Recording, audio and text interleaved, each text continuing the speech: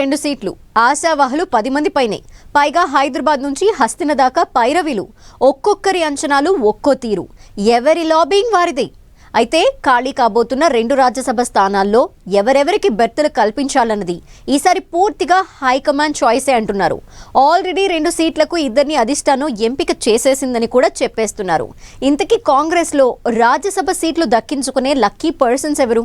అధిష్టానం మదిని గెలుచుకున్న ఆ ఇద్దరెవరు?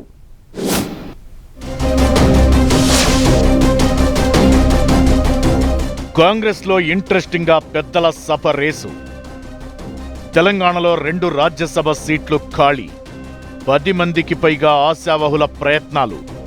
రేసులో రేవంత్ చాయిస్ గా సుదర్శన్ రెడ్డి, వేం నరేందర్ రెడ్డి, ఈరవత్రి అనిల్.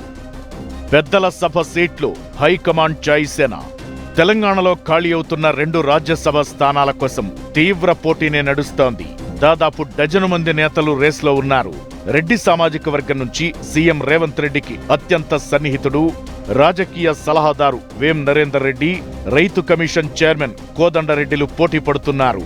బీసీ సామాజిక వర్గం నుంచి పార్టీ సీనియర్ నేత వి హనుమంతరావు, ఈరవత్రి అనిల్ కుమార్, మహిళా కోటాలో ఇటీవలే విమెన్ కమిషన్ చైర్మన్ గా పదవీకాలం పూర్తి చేసుకున్న నేరళ్ల శారదలు ఉన్నారు. ఎస్సీ ఎస్టీ సామాజిక వర్గాల నుంచి పెల్లయ్య నాయక్, తొమ్మాటి సాంబయ్య, మైనారిటీల నుండి అజ్మతుల్లా హుస్సేన్ ఉన్నారు. కమ్మ సామాజిక వర్గం నుంచి కుసుమ కుమార్ ఢిల్లీ స్థాయిలో పైరవీ చేస్తున్నారు. ఖాళీ అవుతున్న 2 సీట్లలో ఒకటి కాంగ్రెస్ పార్టీ సీనియర్ నేత, సుప్రీంకోర్టు అడ్వకేట్ అభిషేక్ మను సింఘ్వీకి ఇవ్వాలని హైకమాండ్ ఎప్పుడో డిసైడ్ అయిందంటున్నారు. ఇప్పటికే తెలంగాణ నుంచి రాజ్యసభకు ప్రాతినిధ్యం వహిస్తున్న ఆయన్ను కంటిన్యూ చేయడం ఖాయమైపోయింది. ఇక 2వ సీటు కోసం పోటీ మామూలుగా లేదు.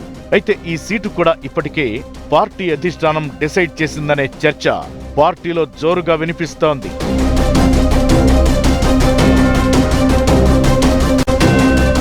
రెండో రాజ్యసభ సీటుకు పార్టీ అధిష్టానం వంశీచంద్ రెడ్డి పేరును ప్రతిపాదిస్తోందట.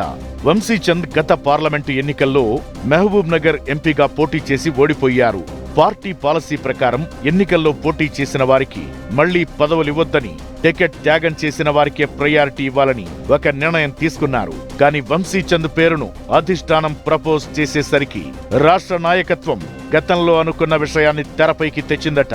అయితే వంశీచంద్కి ఇవ్వాలంటూ ఏకంగా ఏఐసిసి అగ్రనాయకురాలు ప్రియాంక గాంధీనే సూచిస్తుండటంతో రాష్ట్ర నాయకత్వం కూడా ఏమీ చేయలేని పరిస్థితుల్లో పడిపోయిందట.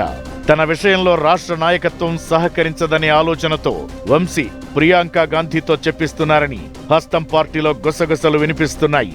పార్టీకి జాతీయ స్థాయిలో వంశీ అవసరాలున్నాయని, రాజ్యసభ ఎంపీగా ఉంటే పార్టీకి మరింత ఉపయోగం ఉంటుందని ప్రియాంక గాంధీ చెబుతున్నారట. గతంలో జగిత్యాల ఎమ్మెల్యేగా ఓడిన జీవన్ రెడ్డికి ఎంపీ సీటు ఇవ్వలేదా అంటూ గుర్తు చేస్తున్నారట హస్తం పార్టీ పెద్దలు. రాజ్యసభ రేసులోకి వంశీచంద్ రావడంతో కొత్త ఆశావహులు తెర మీదకొస్తున్నారట. వంశీచంద్ను సాకుగా చూపి గత ఎన్నికల్లో పోటీ చేసి ఓడిపోయిన నేతల్లో చాలా మంది రాజ్యసభ సీటు కోసం తమ పేరును పరిశీలించాలని విజ్ఞప్తులు చేస్తున్నారట. ఇదే విషయాన్ని రాష్ట్ర నాయకత్వం పార్టీ అధిష్టానానికి చెబుతున్న ప్రియాంక గాంధీ సస్సేమిరా అంటున్నారట. పార్టీకి ప్రస్తుతం దేశవ్యాప్తంగా డీసీసీల ఎంపికలో కీలక పాత్ర పోషిస్తున్నందున వంశీకి అవకాశం ఇవ్వాలని కోరుతున్నారట. అలా తెలంగాణ నుంచి ఖాళీ అవుతున్న 2 రాజ్యసభ సీట్లను భర్తీ చేసేందుకు కాంగ్రెస్ అధిష్టానమే ఇప్పటికే అభ్యర్థులను ఫైనల్ చేసిందన్న చర్చ జరుగుతోంది. ఇప్పటికే నామినేషన్ల ప్రక్రియ ప్రారంభమైనందున నామినేషన్ల గడువులోపు ఈక్వేషన్లేమైనా మారుతాయా, లేక అభిషేక్ మను సింఘ్వి, వంశీచంద్ రెడ్డి పేర్లు ఫైనల్ అయినట్లేనా అన్నది వేచి చూడాలి.